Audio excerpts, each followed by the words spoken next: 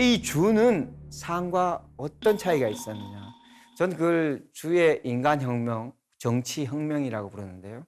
주는 신을 위해서 인간이 희생된 시절은 끝나야 된다고 생각했습니다. 그리고 정치에서 천명을 받는 것보다 덕, 인간의 정치 집단이 가지고 있는 어떤 정치적인 덕성에 의해서 국가를 다스린다. 이런 이데올로기를 확실하게 전면에 내보인 사람들입니다.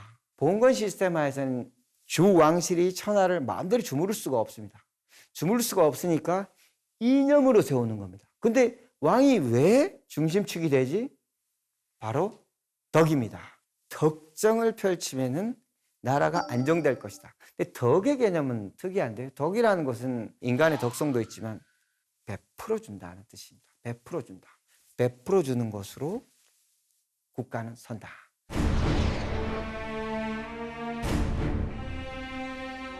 안녕하십니까 여러분. 춘추전국 시대 이야기를 여러분들과 함께 공부하고 있는 공호국입니다. 이번 강의에서는 춘추전국이 시작되기 전 약 1000년의 역사를 아주 짧은 키워드를 통해서 여러분들과 함께 20분 만에 주파하도록 하겠습니다. 1000년을 한 번에 요약하려니까 쉽지 않죠?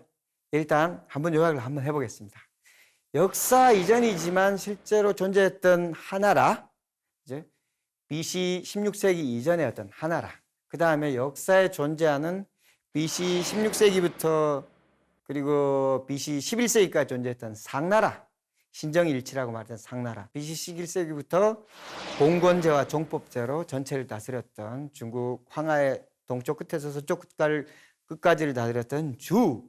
그런데 이 주가 770년, 기원전 770년 동쪽 낙양 쪽으로 쫓겨온다. 보통 그때부터 춘추 시대라고 하는데요. 그 이름은 공자가 쓴 역사서 춘추라는 책에 그 서술이 시작되는 시점이 그거하고 대체로 비슷하고, 춘추 시대에는 오패라고 하는 근왕을 자처하는 패자들이 주왕실에게 명목상이나 물어보면서 싸우고 왕실의 이름으로 싸우던 시절이고, 당진이 갈라지면서 모두 자기들이 자립했어요. 나중에 주왕실마저 멸망시키는 거죠, 제후들이. 전국시대는 춘추시대보다 훨씬 더 강렬한 전쟁의 시대인데 BC 5세기 초반, 그리고 공자의 춘추가 끝나는 시점, 그리고 전국시대, 전국책에서 묘사하는 시점, 전국시대의 끝을 초반에 마무리하는 친구들은 진나라고, 진나라의 전국시대의 특성들이 완전히 거의 끝나는 시점은 한나라다. 뭐 이렇게 요약할 수 있겠습니다.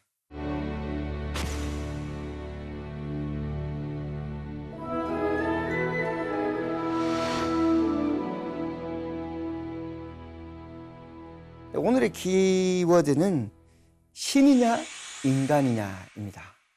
춘추전국 시대는 신의 이야기를 하는 게 아니라 인간의 이야기를 하는 시대거든요.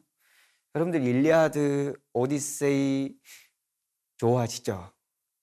일리아드의 시대가 사실상 주나라 때하고 비슷한 시절입니다. 일리아드를 읽어보면 BC 8세기 정도에 아마 일리아드를 호메로스가 쓴 것 같아요. 땅에서는 사람들이 싸우고 하늘에서는 신들이 싸우죠. 뭐 제우스, 헤람, 아테네, 포세이돈 서로 싸웁니다. 그런데 일리아드 결판은 어떻게 났습니까? 누가 승부를 결정지었습니까? 영웅들의 칼싸움이 아니라 목마 안에 든 병사들이 판을 결정지었죠. 목마 안에 든 존재는 신이 아니고 사람이었습니다. 상나라 시절에도 수호신들이 있습니다. 상 시절에 남은 기록은 많지 않지만 알고 있는 내용으로 보면 상은 여전히 신정 국가였던 것 같습니다.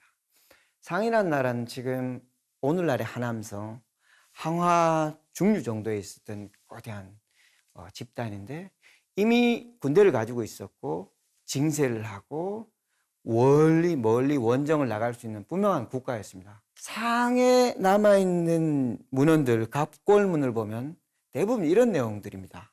거북등 덕껍질하고 뼈죠. 사람을 태워서 제사를 지낼까요? 사람 몇 명? 50명을 태울까요? 아니면 100명을 물에 빠뜨려서 제사를 지낼까요? 오늘날의 개념으로는 상상을 못하겠지만 당시 3천 몇백 년 전에는 국가의 가장 큰 일이었습니다. 한 신하고 인간의 연결고리가 이제 일종의 순장이겠죠. 상은 그런 국가였습니다. 그런데 이 상을 뒤집은 집단이 서쪽에서 온 주라는 집단인데요. 이 사람들은 신과 인간을 확실하게 구분하기 시작합니다. 신정일치였던 상의 시스템을 인간 위주로 바꾼 나라가 바로 주입니다. 상은 동쪽에 있는 일종의 지역 국가였다면 주는 황하의 서쪽, 동쪽, 그리고 중부까지 다 차지한 비교적 큰 통일 집단이었습니다. 근데 이 주는 상과 어떤 차이가 있었느냐? 전 그걸 주의 인간혁명, 정치혁명이라고 부르는데요. 주는 신을 위해서 인간이 희생된 시절은 끝나야 된다고 생각했습니다. 그리고 정치에서 천명을 받는 것보다 덕, 인간의 정치 집단이 가지고 있는 어떤 정치적인 덕성에 의해서 국가를 다스린다. 이런 이데올로기를 확실하게 전면에 내보인 사람들입니다. 중국 문명의 중심을 보통 중원이라고 하지만 주는 서쪽에서는 신흥 집단이고 처음부터 융이라고 하는 서쪽 오랑캐들하고 아주 깊이 관련된 집단입니다. 그러니까 중국 문명이 얼마나 여러 집단들이 모여서 만드는지 알 수 있겠죠. 여러분들 요즘도 서점에서 유행하고 있는 주나라의 베스트셀러가 있습니다. 주역이죠. 주역 8궤. 공자도 주역의 대가였다고 하는데 주역 8궤를 점치는데 요즘도 활용합니다. 근데 주역은 사실은 주역의 개창자가 주문왕이었다고 말하듯이 주나라의 통치 이념이었습니다. 통치 이념은 두 가지입니다. 첫 번째는 극단으로 흐르지 않는다. 예를 들면 물과 불이 합쳐져서 중화를 이루어야 된다.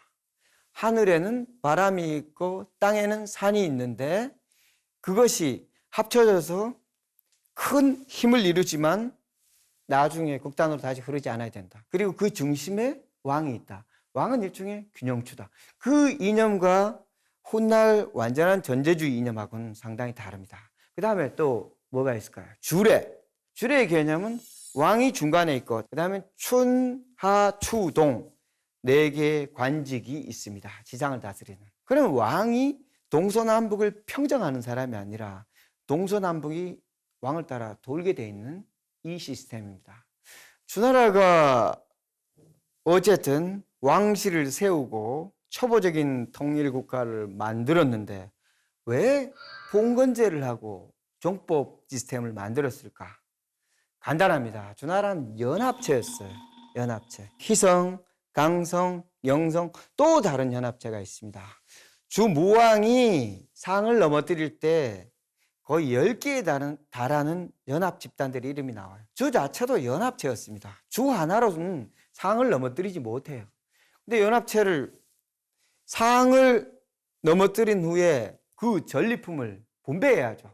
독식하면 다시 무너집니다. 독식할 수가 없습니다. 근데 그냥 나눠주느냐?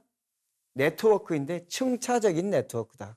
자, 너에게 땅을 주지만 너는 나에게 명목상 복속해야 되고 실질적으로 가까이 있을 때는 군대도 내줘야 된다. 이것이 봉건제입니다. 봉건 시스템 하에서는 주 왕실이 천하를 마음대로 주무를 수가 없습니다. 주무를 수가 없으니까 이념으로 세우는 겁니다. 근데 왕이 왜 중심축이 되지? 바로 덕입니다. 주 왕실의 덕 개념을 가장 잘 말해주는 사람은 바로 공자가 꿈에도 그리던 주공인데요. 상서에만 주공의 말들이 많이 나옵니다. 거기 중에 하늘은 딱히 사랑한 사람이 없다. 하늘이 딱히 사랑한 사람이 있다는 시스템은 신정일치 국가 시스템인데 그런데 누구를 사랑하냐? 덕을 가진 자만을 보호해준다.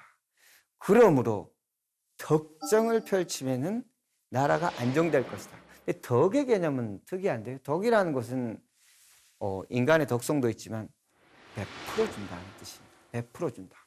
베풀어 주는 것으로 국가는 선다.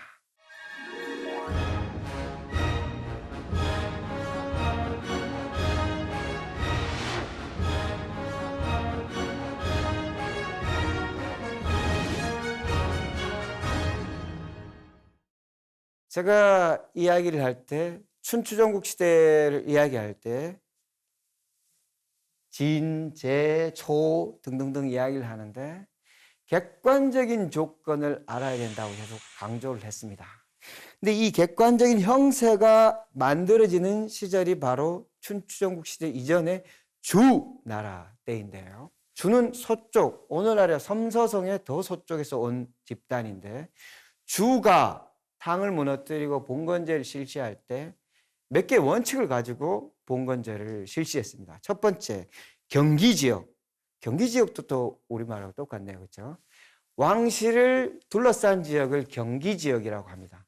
경기지역에서는 자기성을 둡니다. 희성이죠.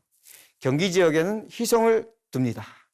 그 다음에는 주가 삼성연합이라고 했는데 주를 세울 때 핵심적인 역할을 한 사람이 누구죠? 바로 강태공입니다. 강씨입니다. 강성이에요. 강성은 어디에 나라를 얻는가?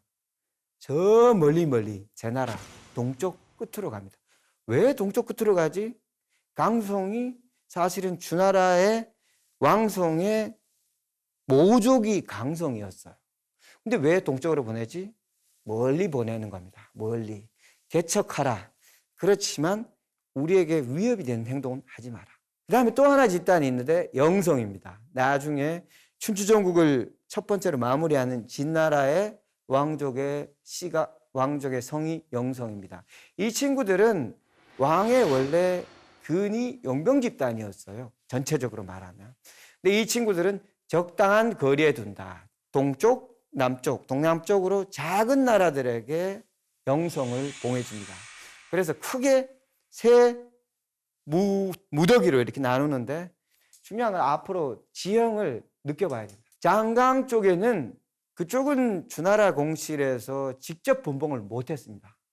장강 상류에는 초라는 집단이 있었습니다. 초라는 집단. 이 사람들은 독자적으로 왕을 칭해요. 주왕도 있지만 나는 초왕이야. 독자적인 세계관을 가지고 있고 그리고 초나라의 모든 신화, 글자, 언어, 복식 다 주왕실하고는 다릅니다. 그 사람들은 장강의 상류 쪽에 있다. 그리고 장강의 하류 쪽에는 오월이라고 하는 완전한 이민족들, 말 자체가 통하지 않는. 중국의 소수민족이 지금 현재 56개였는데 예전에는 그보다 훨씬 더 많았겠죠. 그 다른 언어를 쓰고 다른 관습을 가지고 있는 그런 사람들이 있는 곳이 장강 하류 지역. 그 다음은 태행산맥입니다. 태행산맥은 동주 시절에 주 왕실의 바로 북쪽에 있으면서 황하를 내려다보는 지형에 있거든요. 근데 이 산맥이 특이하게 북쪽에서 남쪽으로 갈라져 있습니다. 이렇게 터져 있기 때문에 양쪽 동선은 잘 막혀 있고 내려오기가 좋아요. 내려오면은 평원이 있습니다. 자기들은 산악지대와 이제 분지 지형에 웅크리고 있다가 때가 되면 내려옵니다. 이 지형의 도움을 받아서 당진, 서쪽의 진이 아니라 중원의 북쪽에 있는 진이 춘추 초기에 가장 강한 세력을 만듭니다. 그 다음은 진령이라고, 진령은 황하수계하고 장강수계를 나누는 거대한 산맥입니다. 진령이 있고 진령 북쪽에 있는 평지를 관중이라고 하는데요. 그쪽에 이제 진이 나중에 있는 자리를 트는 장소입니다. 그래서 제나라, 초나라, 그리고 북쪽에 있는 당진, 서쪽에 진을 이해하려면은 황하상류, 황하하류, 분지, 평원, 장강의 소택지 이 지리적인 특징을 이해를 해야 됩니다. 그래서 초나라 하면은 남쪽에 옷도 좀 적게 입고 땅은 무척 크지만 물이 넘치는 거, 물이 넘치기 때문에 배가 많은 거, 그래서 수전에 능한 사람들, 그 대신 말을 키우긴 어려운 거 이런 상상을 하시고요. 북쪽에 있는 태행산에 있는 당진이라고 하면 내려오기 좋은 곳, 양쪽은 막혀 있으니까, 그리고 상류 황하로 합쳐지는 분하를 따라 내려오기 좋고, 그리고 골짜기 분지에 있기 때문에 결속력이 무척 좋다. 그렇지만 상황이 바뀌어서 골짜기가 이렇게 쭉쭉 내려 있으니까 골짜기 단위로 나뉘기도 좋다. 그래서 나중에는 삼진으로 나눠지는 거. 그리고 관중 쪽에 있으면서 남쪽은 진령이 막고 있고 북쪽으로는 황하가 길게 돌아가고 있는 이 분지 지역에 있으면서 서쪽에서는 서쪽 문물을 받고 또 서쪽에 있는 오랑캐들의 기백을 받아서 무척 호전적인 사람들. 이 사람들은 진이다. 이렇게 생각하시고 이 지리 개념을 항상 지도를 보면서 생각을 하시면서 상상하시면 사실 이 복잡한 나라들을 이해하는 것도 어렵지 않습니다.